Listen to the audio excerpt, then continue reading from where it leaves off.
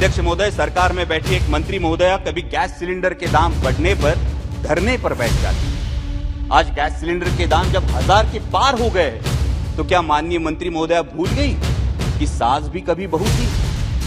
अध्यक्ष महोदय, सभी को याद होगा, बचपन में स्कूल में जाया करते तो 10 पैसे की लिमलेट की गोली खरीदी और 10 पैसे की लिमलेट की गोली शर्ट के कोने में पकड़ के दांतों से तोड़ के दोस्त को दिया करते थे। अध्यक्ष महोदय, तब फर्क नहीं पड़ता था दोस्त का नाम अमित है या अमजद। आज फर्क पड़ता है। तब फर्क नहीं पड़ता था दोस्त दलित है या सवर्ण, लेकिन आज फर्क पड़ता है।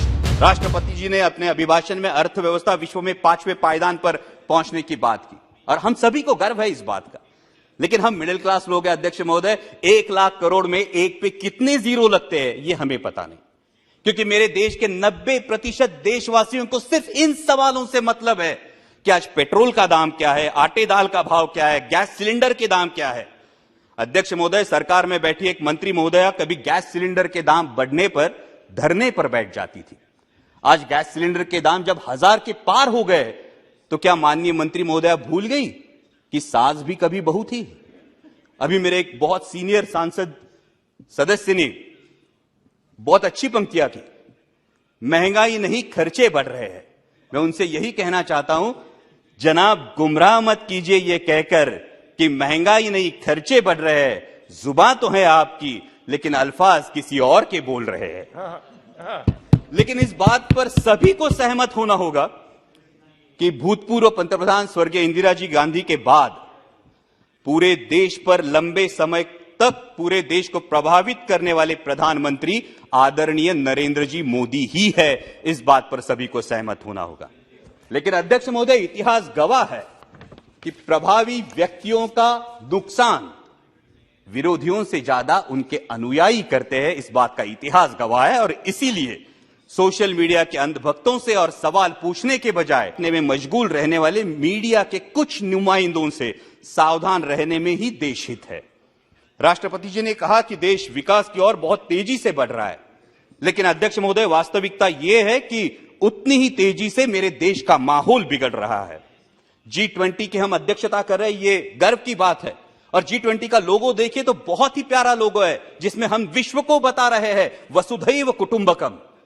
मैं जिस चुनाव क्षेत्र से आता हूं वहां संत ज्ञानेश्वर जी की संजीवन समाधि है। संत ज्ञानेश्वर जी ने तो पसायदान करके आता विश्वात्मके लाहो जोजे वांछीलतो ते लाहो ये कहा है, लेकिन हम विश्व को बता रहे हैं वसुधैव कुटुंबकम, लेकिन अपने ही देश के लोगों को बता रहे हैं ये तुम्हारा मुल्क नहीं, इस पानी पर तुम्हारा अधिकार नहीं। अध्यक्ष महोदय, सभी को याद होगा, बचपन में स्कूल में जाया करते तो 10 पैसे की लिमलेट की गोली खरीदते थे और 10 पैसे की लिमलेट की गोली शर्ट के कोने में पकड़ के दांतों से तोड़ के दोस्त को दिया करते थे। अध्यक्ष महोदय, तब फर्क नहीं पड़ता था दोस्त का नाम अमित है या अमजद। आज फर्क पड़ता है। तब फर्क नहीं पड़ता था दोस्त दलित है या सवर्ण, लेकिन आज फर्क पड़ता है। देश का माहौल बिगड़ रहा है क्योंकि हिंदू मुस्लिम के साथ साथ दलित और सवर्ण ये दरार भी बढ़ते हुई दिखाई देती है। कभी हाथरस जैसी घटना होती है, कहीं स्कूल के बच्चे ने सवर्णों का पानी पिया इसलिए उसको पीटा जाता है, मूछें बढ़ाई तो पिटाई, दलित दूल्हा घोड़ी पे बैठा तो आपत्ति। किस विकास की दिशा में जा रहे हैं आप?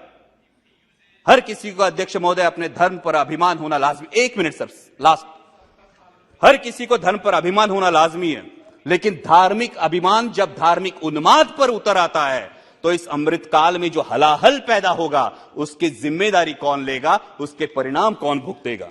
राष्ट्रपति जी ने अपने अभिभाषण में जो सपना दिखाया वो सच होने के लिए हर देशवासी को यह समझना होगा अध्यक्ष महोदय कि यह देश सिर्फ 38% वोट बटोरने वाली किसी एक राजनीतिक पार्टी का नहीं, बाकी 62% देशवासियों का भी है।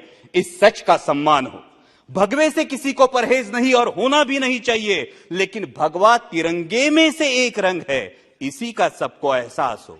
दहलीज के अंदर कोई ईश्वर, अल्लाह, यीशु किसी की भी उपासना करे, दहलीज के बाहर कदम रखते ही वो सिर्फ और सिर्फ भारतीय हो। पंथ, प्रांत और धर्म से जुड़ी भावनाओं का जरूर सम्मान करे, लेकिन हर देशवासी की सर्वोच्च भावना राष्ट्र प्रथम हो। तभी अमृतकाल का अमृत अंतिम पंक्ति में खड़े अंतिम व्यक्ति तक पहुंचेगा। डाल डाल पर फिर सोने की चिड़िया का बसेरा होगा और इस अमृतकाल में मेरा राष्ट्र विश्व की महाशक्ति बनकर उभरेगा। जय हिंद, धन्यवाद।